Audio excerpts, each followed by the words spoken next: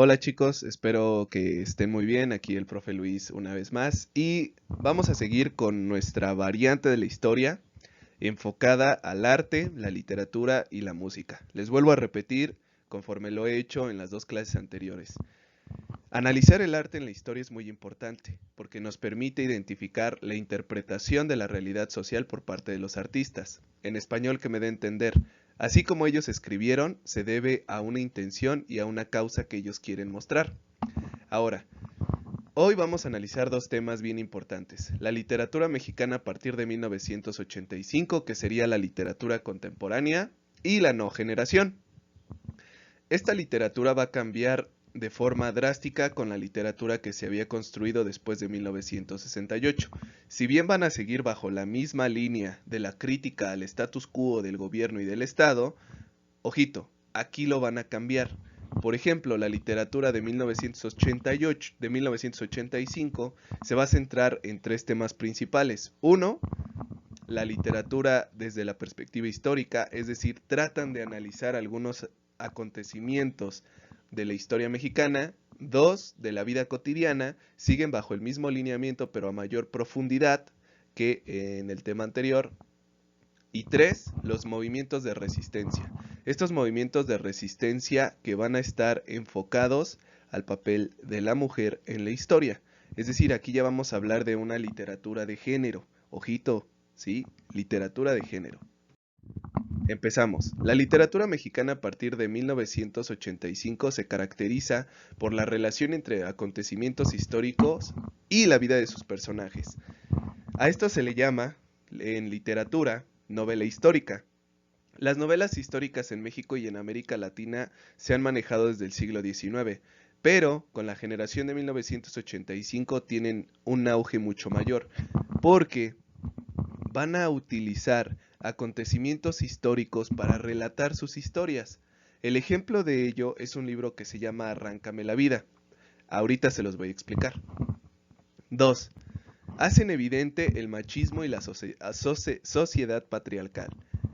Esto es algo que tenemos que tomar en cuenta, hijos. La literatura de 1985 es una literatura con un corte feminista, donde tratan de impulsar el papel de la mujer en la historia. ¿Por qué? Porque hasta antes de este momento la mujer había tomado un papel secundario. Y nosotros tenemos que tener conciencia que las mujeres en la historia de México son fundamentales.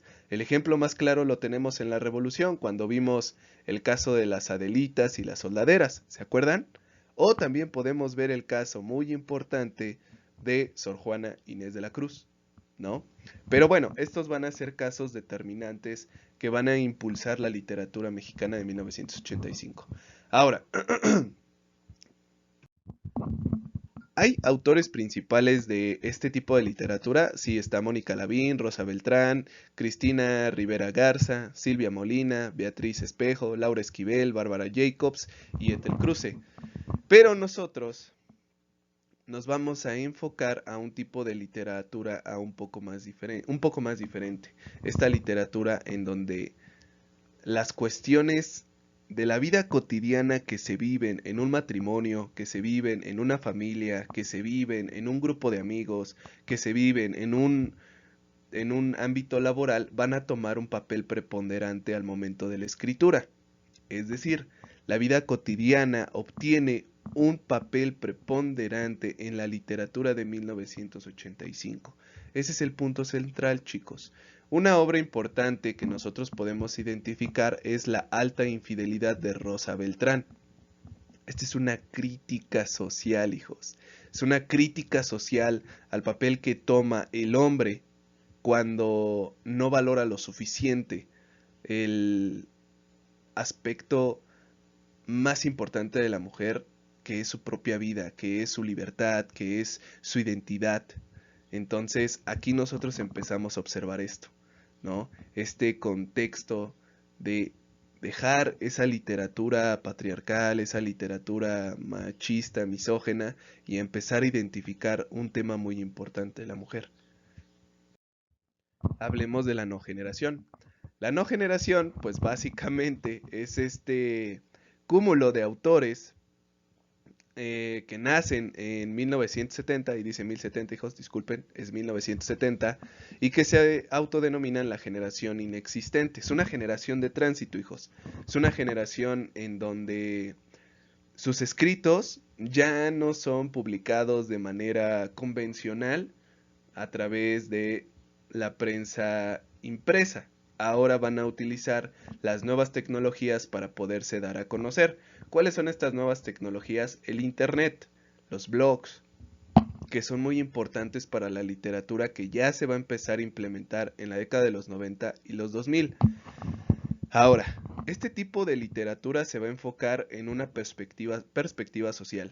Es decir, analizan, por ejemplo, en el Cuaderno de las Flores de Luis Felipe Lomelí, analizan, por ejemplo, la situación de las guerrillas tanto en México como en Colombia y cómo éstas impactan en la psicología o en las actitudes de la vida cotidiana de la población. Hablemos de sus principales autores: Guadalupe Nettel, Alberto Chimal, Heriberto Yepes, Antonio Ortuño, Bisania Amezcua, Socorro Venegas, Jimena Sánchez Echenique y Luis Felipe Lomelí. Estas obras son muy importantes porque básicamente van a consolidar la literatura contemporánea. Pero bueno, vamos a regresar al tema que les prometí, les dejé pendiente, que es el libro de Arráncame la vida. Este libro es representativo de estas dos corrientes literarias, porque nos permite identificar acontecimientos históricos como la revolución, como los gobiernos por revolucionarios y el gobierno de don Manuel Ávila Camacho. Pero lo cuenta desde una perspectiva en donde el protagonista es una mujer. Esta mujer se ve inmiscuida básicamente en todos estos procesos históricos desde la perspectiva en donde va a tomar un papel como consejera, como acompañante, pero que la sociedad misógena de ese entonces no reconoce su importancia.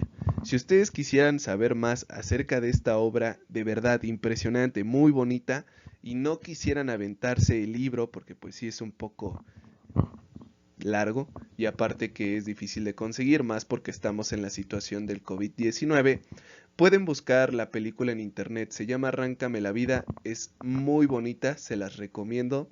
De hecho, no se las voy a recomendar, van a tener que hacerlo para su actividad del día de hoy. Bueno, concluimos, chicos. Los temas que vimos hoy los podemos definir en tres características centrales. El protagonismo literario recae en la mujer, se critica a la sociedad misógina y patriarcal, y tres, y más importante por encima de todo esto, van a utilizar las nuevas tecnologías como el Internet para poder dar cobertura y obviamente difundir sus obras. La actividad es muy sencilla, chicos. Ustedes son muy buenos en la búsqueda de Internet, es más, hasta en YouTube está. Quiero que me vean la película de Arráncame la vida. Si no pueden verla toda, bueno, pues vean unos fragmentos que pueden encontrarlos en YouTube, les repito. Y quiero que ustedes me escriban una pequeña reseña en donde me identifiquen cuáles son los acontecimientos que aborda, cuál es el papel que toma la protagonista y por qué es tan importante esta obra literaria en los movimientos sociales en la actualidad. Este video fue un poco más corto, chicos, espero que les haya gustado, cuídense mucho y nos vemos en la próxima.